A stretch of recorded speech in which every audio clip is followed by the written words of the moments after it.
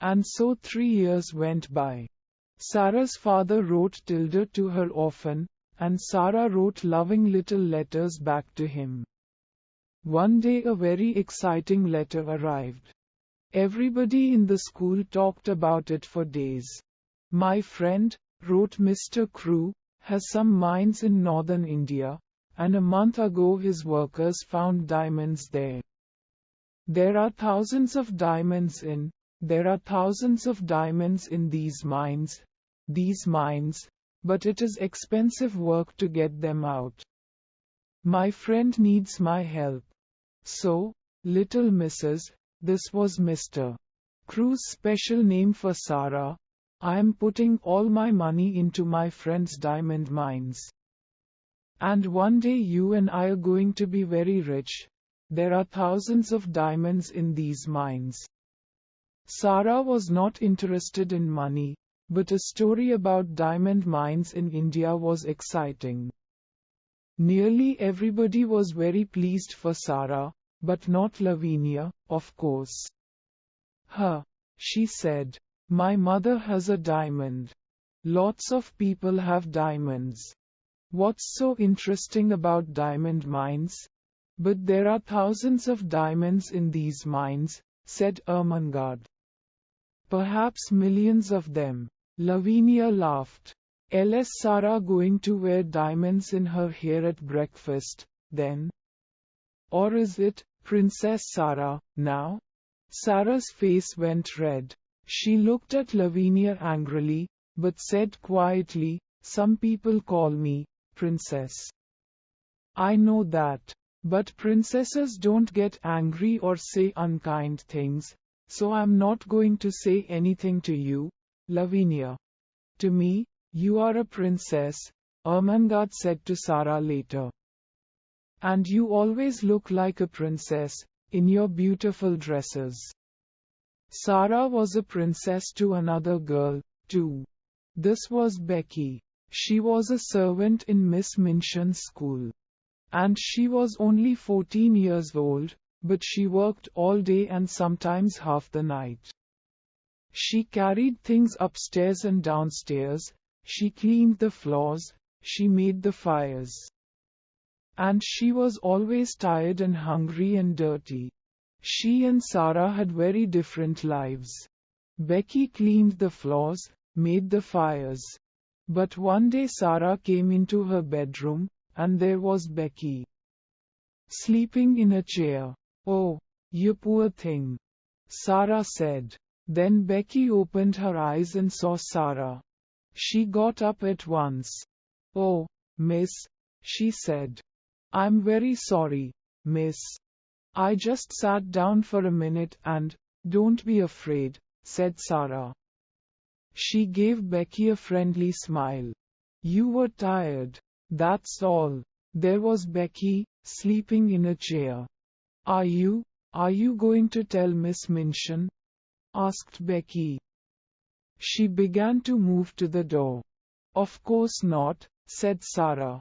Please don't run away. Sit down again for a minute. You look so tired.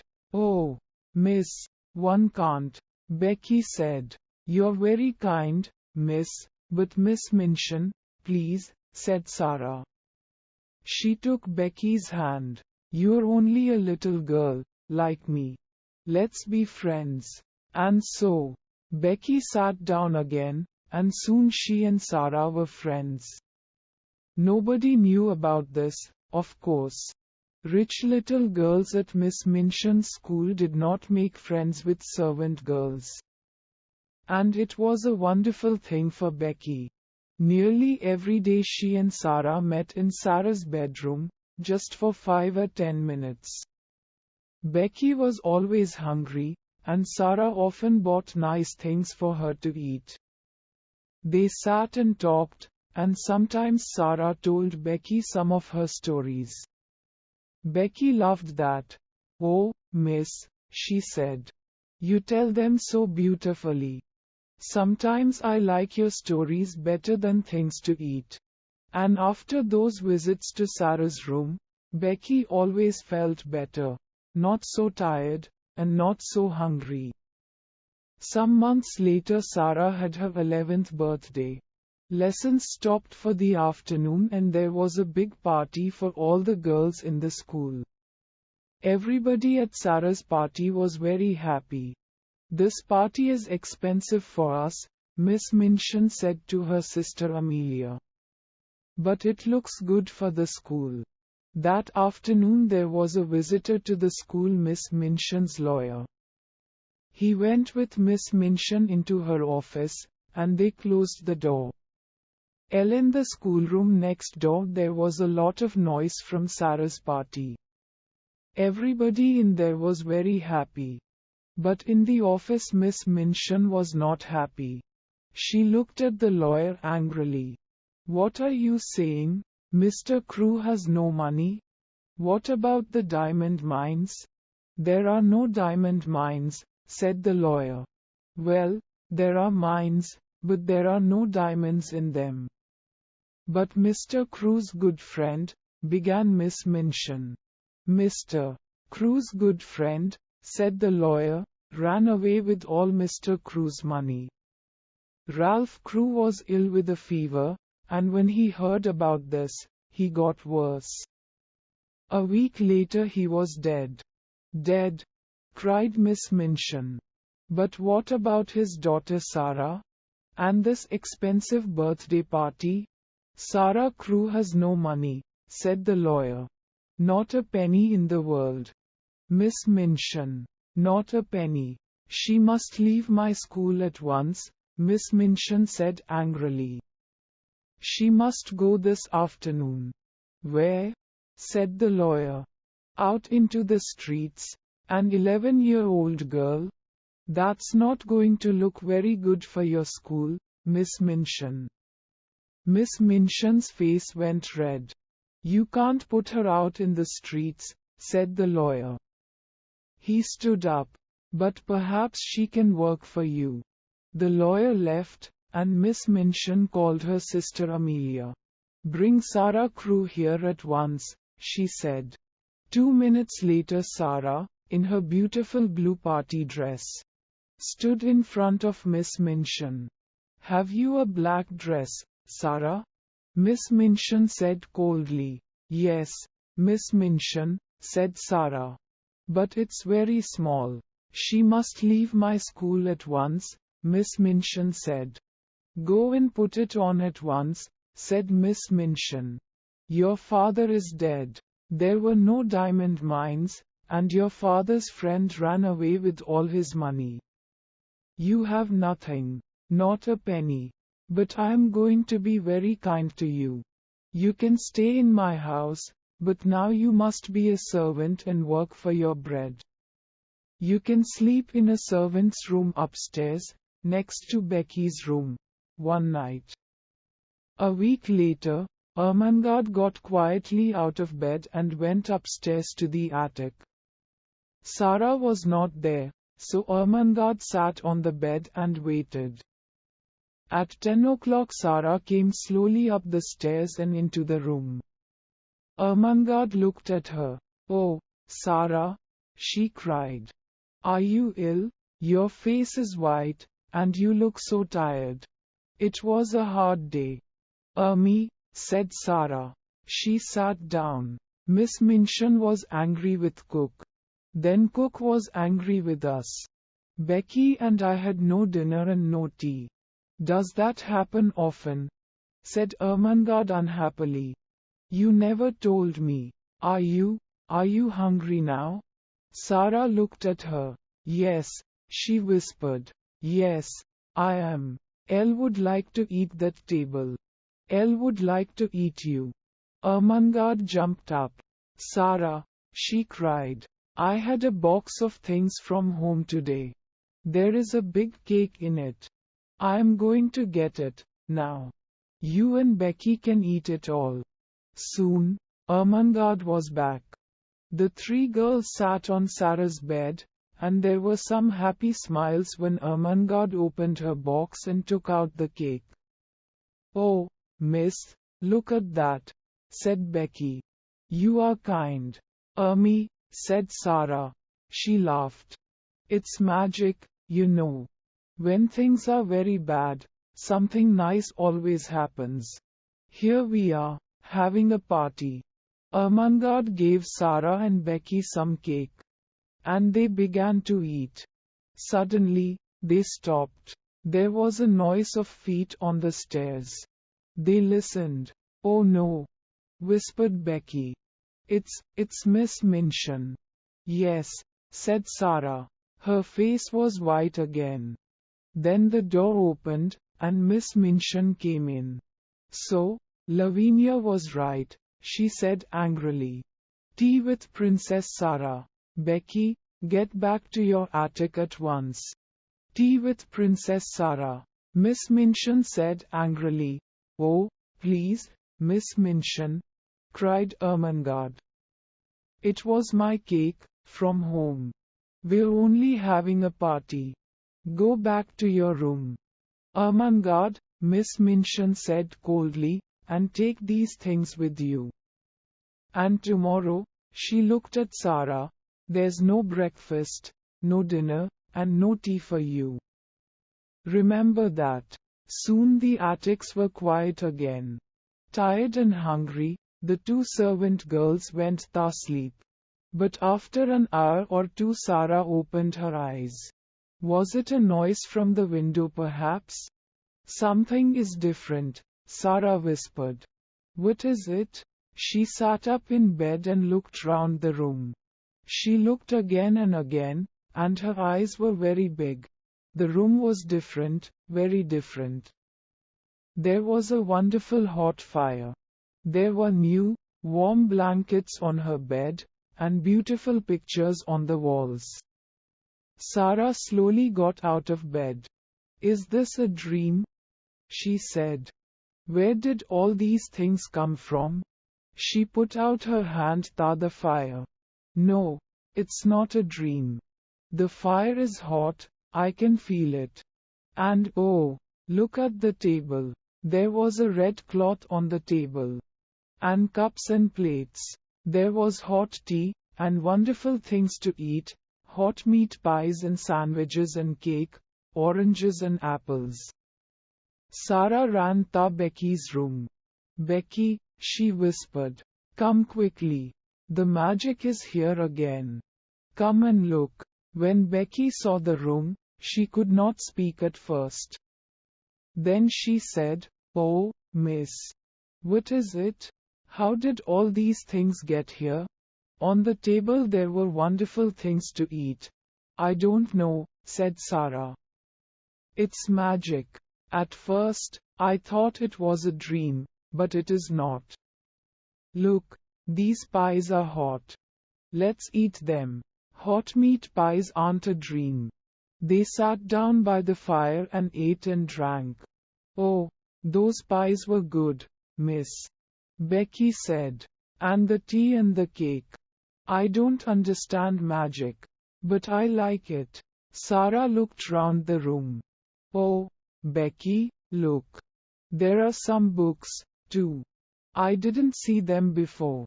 She ran to look at them, and opened the top book. "There's some writing here.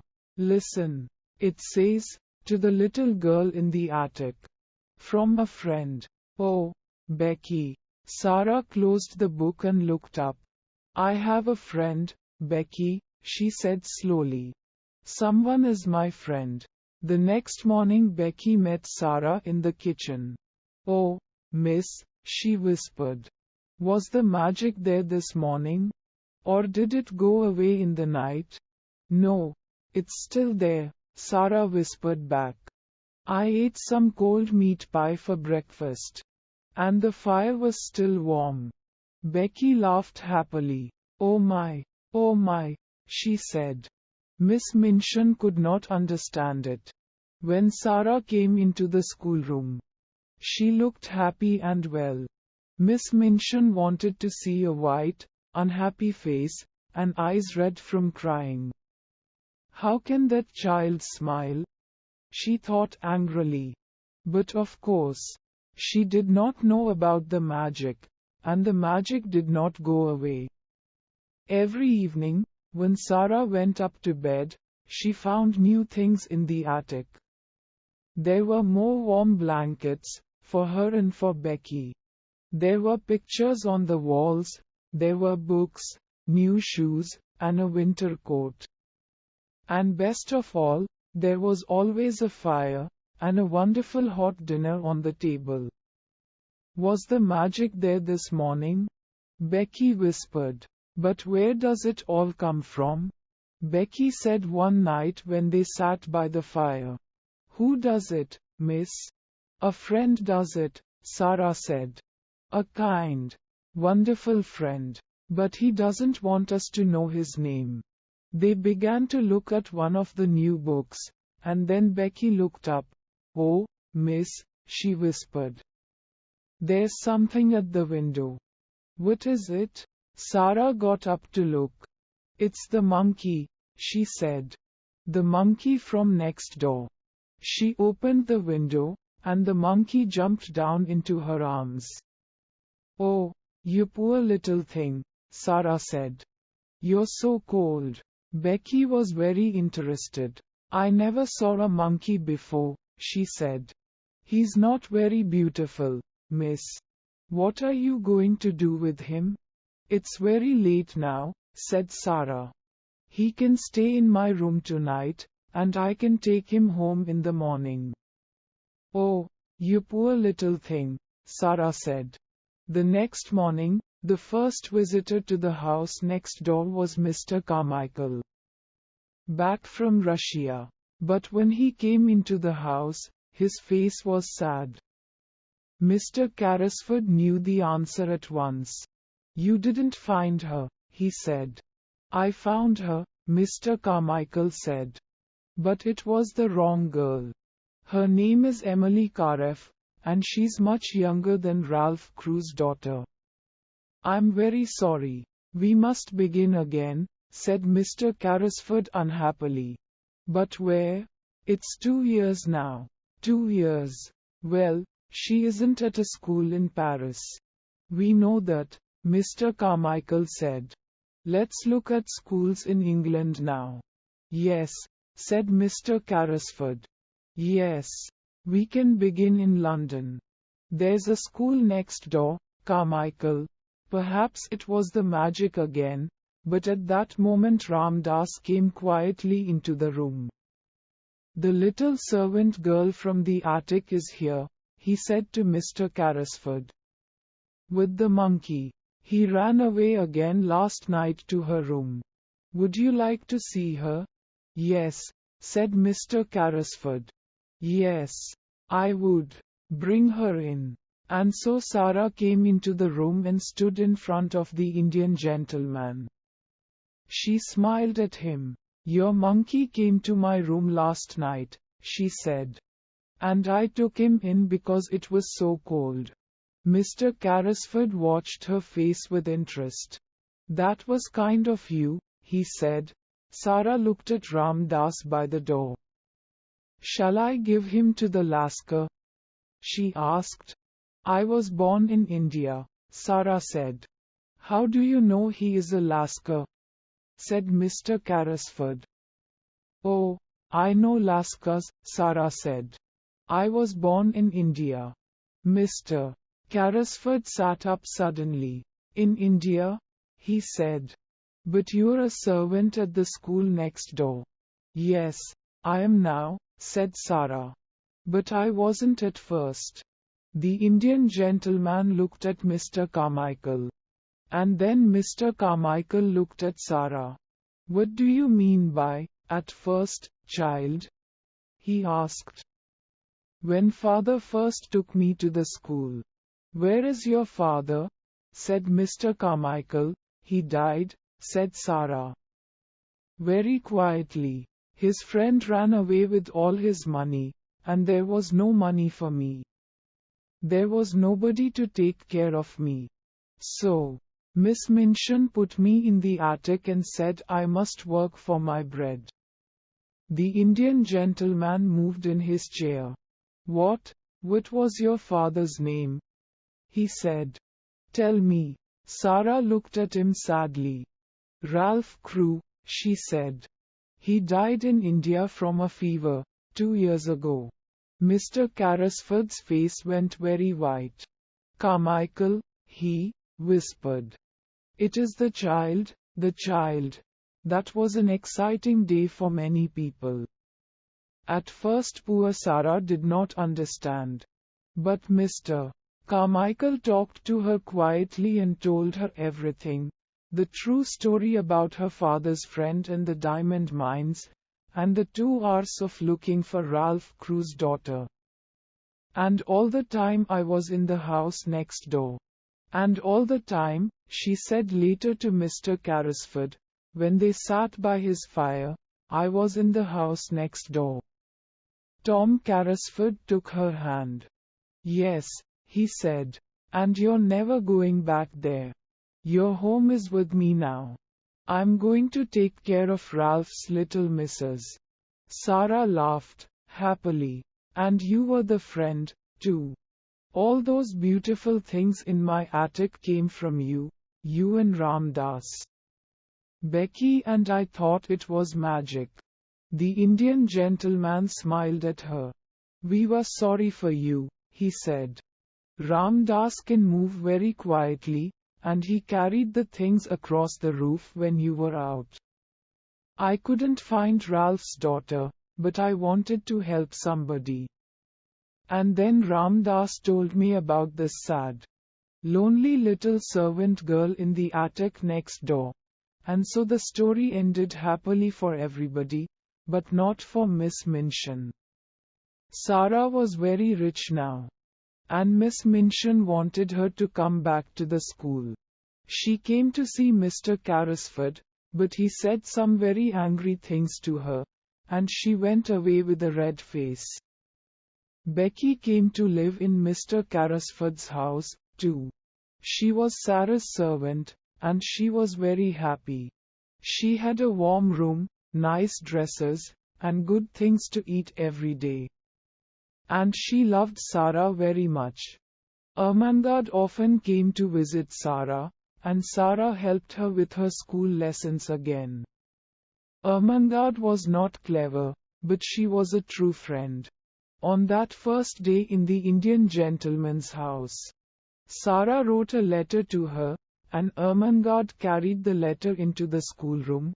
There were diamond mines, she told Lavinia and the other girls. There were millions and millions of diamonds in the mines, and half of them are Sarah's. And they were her diamonds all the time when he was cold and hungry in the attic. And she was a princess then.